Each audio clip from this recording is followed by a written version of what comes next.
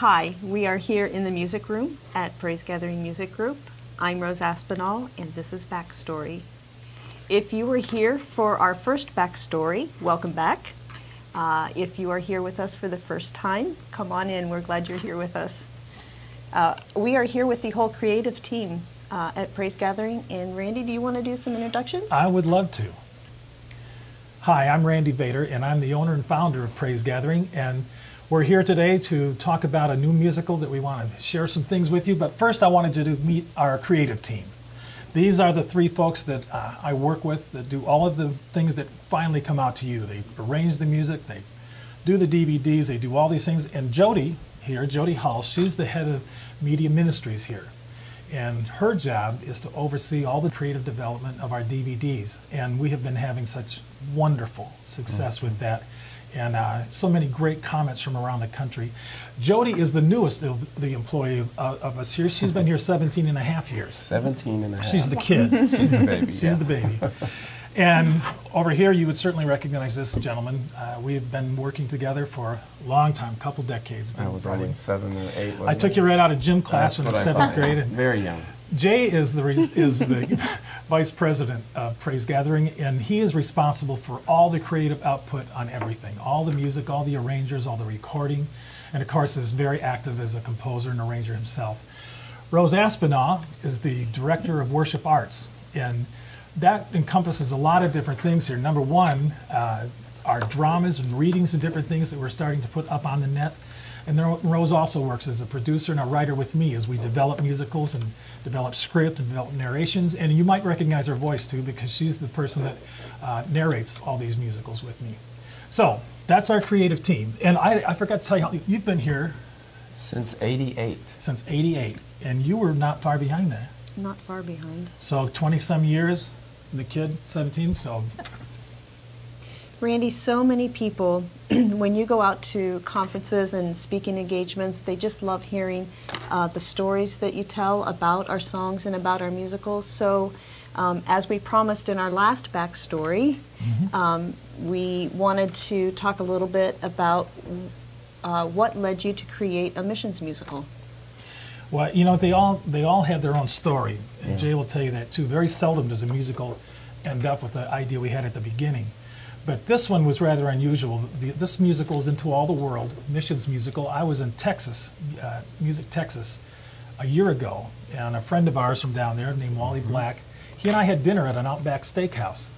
And just in the middle of dinner, he said to me, "Have you ever considered doing a major musical on missions?" And I said, you know, I really hadn't thought much about it. And he said, "How would you like to just explore the idea, you and Jay, of a musical that centers on the idea that the sun never sets on the praises of the Lord?" I don't even remember the rest of the conversation that night. I mean, I remember getting back and calling Jay and saying, I think this is something we really need to look at. And with our association with Lifeway, which is a company that's so mission-minded, it just seemed like a really something we needed to follow through on. So I thought I might tell you just a little bit about the process that once we do that. When we bring an idea for a musical, Jay and I pretty much have to decide, is this something we want to pursue? Is this going to be a good thing for us? And then we kind of break up into little groups here. Yeah. Rose and I go off to work on the narrative and getting the storyline together, checking the songs with Jay to make sure all the songs we're picking are going to work as we tie this thread together, and then prepare for the narrations. But once we get all of that done, all of those pieces, parts, we give this stack of music to Jay. And you. And I. Actually, I've said it many times, it's really my favorite part of the whole process. The time I get to spend with just the music and sitting at my piano, sort of putting it all together. And I typically approach it much like you said. This book that comes to me is usually more than enough ideas for me to sort of wade through. And so I start to just put together a service. I start from the beginning and sort of develop it, check in, like Randy's saying, the different songs, the styles, the solos, all those kind of things, so it begins to sort of ebb and flow and make its way into a work. And for me, that process is both the most rewarding and probably the most time-consuming, because I just keep mulling it over. Those are the most sleepless nights when I'm trying to figure out, you know, is this really going to work? Or that seemed like a great idea on Tuesday, and then on Thursday, not such a great idea. So that part takes a little while, and then typically when I get it, the narration is probably 80–90% ready. So I do all the actual charts themselves, the full songs, and then come back as we're getting really close to the sessions and do all the underscores, start to, you know, weave everything together and make that feel good, which leads us then to the actual studio session. Studio session, and once that's accomplished, we get this musical recorded, then the whole responsibility shifts over to Jody. Hey, tell us about what you do. Well, I first of all get so excited as this process begins. Randy can't contain himself usually and has to come in, and I know he visits all of our offices at different times, and he shares with us the ideas for the songs and the narration, and we all catch a little of that spark, and it does. It stirs in you that anticipation. Can't wait to get started. For me, once we get in the studio, I just begin to saturate myself with the music, the narrations. Until you have a big picture, it's really hard to choose a song and narrow it down. But I usually sit down with paper and pen and try and write down an idea to go with each song. Which ones of these will we have lyrics throughout on the screen? We all mull it over together, and as ideas begin to appear on the screen, everyone comes in and has an opinion to offer. And we always have an opinion. Yeah, I was going to say, we never lack opinions around here. In fact, I was just thinking that when we start a new process, a new musical, when it goes to Jody, I'm usually off starting the next project. And, That's always true. Yeah, and they're not really sad to see me go, because they're trying Well, to... it's because we're trying to do Easter, and he's talking about Christmas, or Please. we're trying to do missions, and he's talking about next year's Christmas. Yeah, and we it's got like, some great ones. Folks, we got some great ones coming up, I promise you. Just you wait. So, Jody, as I mentioned, all these years we've all worked together. We really try to share each other's load. Jay has been so involved in the development of the DVD. Absolutely. But one of the things that I'm most proud about is that Jay and I decided early on in our career that on our music that we would personally produce everything. We would be in the studio and do it, and Jay really has followed through and done that. Same thing when we went to the DVDs. I wanted to do that in-house. Well, we tried it once, maybe around, we did Yeah. the very first one we did, and it went great. It's not necessarily that it was No, a it's a good difficult music. process, but for us, because we're so committed to not, you know, literally interpreting these lyrics, we're trying to really enhance the worship experience, make it more, you know, than it is with just singing with your choir, and especially for smaller churches who don't have orchestras or aren't able to do all the, you know, the extra things. This allows them a really great way to just put some visuals on your screen and enhance your worship experience. So we're really committed to having our hands in every bit of that, Yeah. and that facilitated Jody. You know, she had a natural inclination to this already. She had the program she started developing, and so over the last 4 or 5 years, I mean, we do video shoots, we do it all. You know, we had a lamb in the basement for Christmas. was a No, goat. we had a goat. A goat. It was a mama goat and a that baby came goat. through Two my goats. office. Yeah, well, it seemed like a good idea at the Well, time. we That do was like hand. Thanks, Yeah. Rose. Rose I had the love goat the idea. goat. Okay. We do like to have hands-on, though. In fact, I think we probably are a little bit of control freaks, but Oh no. all of us directors No, no. are. If we weren't control freaks, we'd be singing in the choir. That's there you We're go. directing the choir. Yeah, I hear you. So now I wanted to talk a little bit about once we get all this stuff going, we're thinking about individual songs. We had an idea for the opening of Into All the World. And what I wanted to do is have this international flavor about it. And I wanted it to be built around the melody to I Have Decided to Follow Jesus. So I sat down with Jay and just kind of shared what I was thinking here. And Jay took that idea and had our friend Raleigh Maines do a basic track. Really talented guy. In fact, all I did was say to him, "We want to use the the melody of have decided to follow Jesus, and we want to visit." Where did we start? Africa. Then we go to Ireland. Then we hit the Caribbean, and we sort of end up in Asia. And I said, "What do you think, Raleigh?" And he got really quiet for a minute, and then he said, "Well, give me a couple days." And about 3 or 4 days later, he sent me sort of a rough version of it, and basically it stayed that. I mean, it was Yeah. just incredible. Well, you sent it to me on my phone on That's my way to right. the airport, and I'm listening to it on my phone thinking, this is going to be fun. This is Yeah, gonna and I be think it was a good. great springboard then for Jody, because there's so much, there's so many pictures being created in the music, and then it allowed you to find Absolutely. lots of great images. Okay, well, what do you think? You think we can give them an opportunity to hear it? Yeah, I think we can do that. This, we're going to show you here, is the opening. It's the, well, kind of an overture because it's all instrumental. It is. You're right. It's an overture. Yeah. It's the opening to Into All the World. So here's the finished product. Let us share it with you.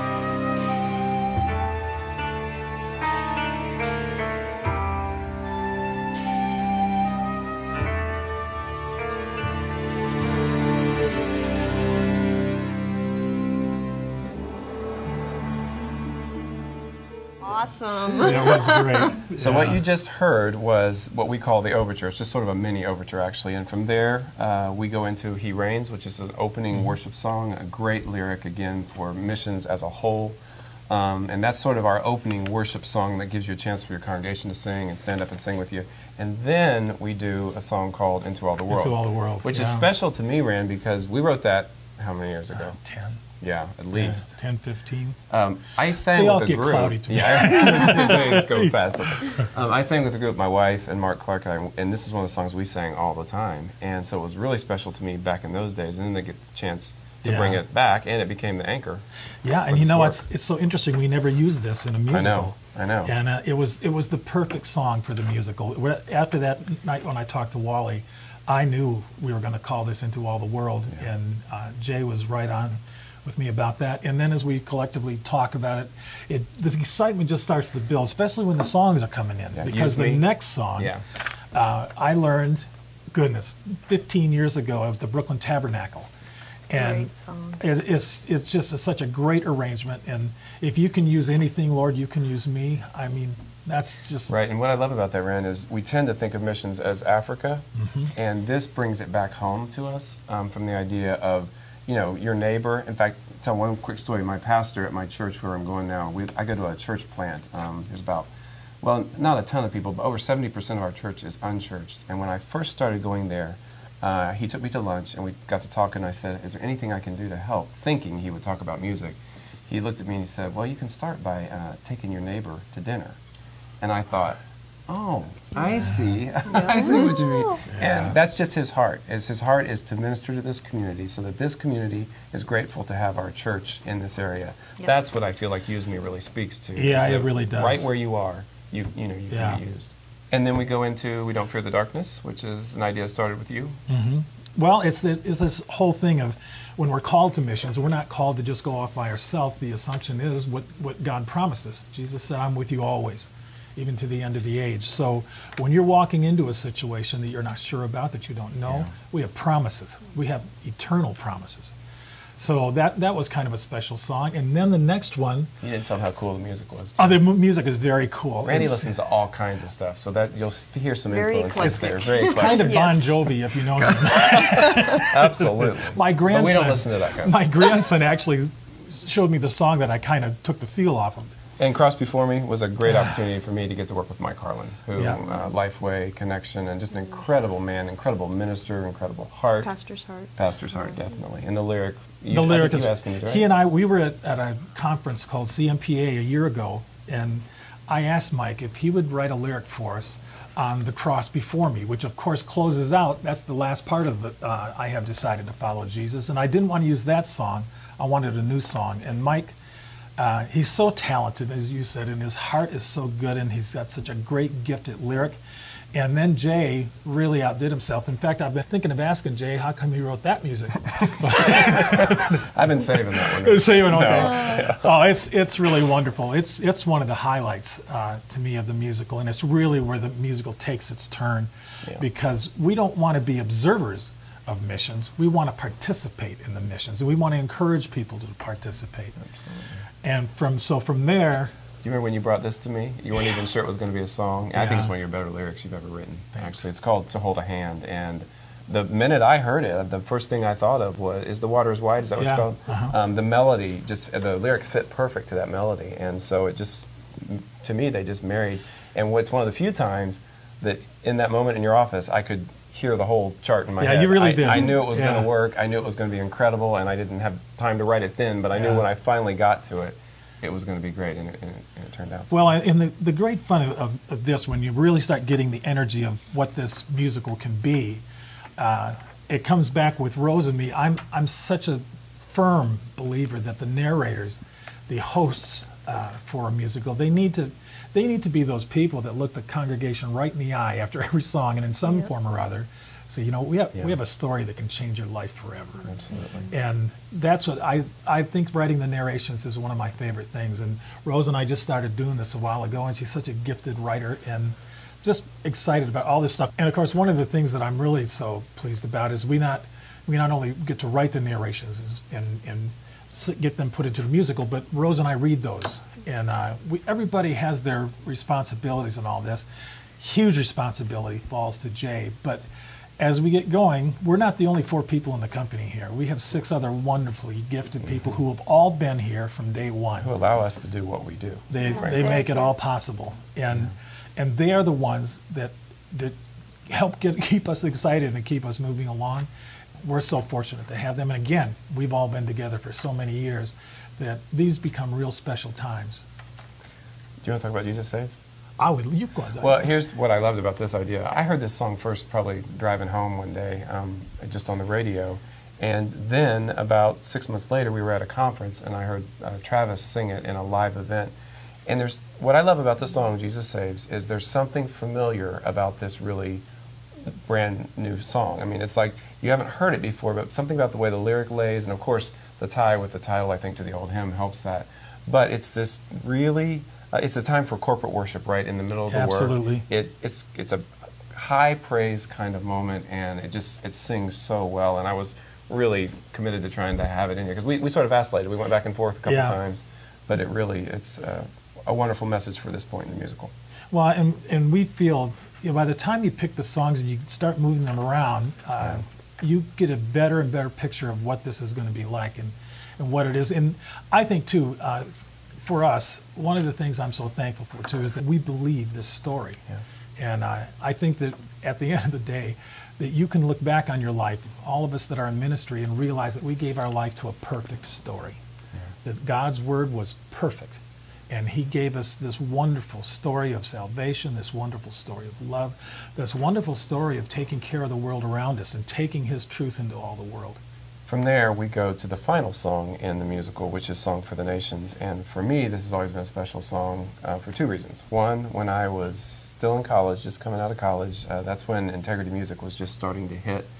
And my wife, actually, who was not my wife at the time, but gave me a cassette tape that I had in my car, and it had a whole series of songs, and actually Song for the Nations was one of those songs. And then, when I started work at Gaither with you... You brought it back. Yeah. Well, it was one of the first songs I edited, yeah. actually, in Gaither, and then one of the first songs I actually got to arrange for Integrity. So it was really a special song for me, and of course, speaks to, it sort of culminates the whole work. Yeah. And then we have a reprise kind of a song called Counting on God. And it's a great celebration. It's a great community of worship kind of song, and so we're really just so thankful for how all these things came together. They can see all this online too, right? So I'm going to tell them, exactly. all the DVDs for the entire musical, and all the audio, all of that is available online now for you to take a look at, and we encourage you to do that. Thank you for coming and being with us during this backstory from Jody and Randy and Jay and myself. And join us next time and we'll talk about our new Christmas musical, Hope is Born, Emmanuel.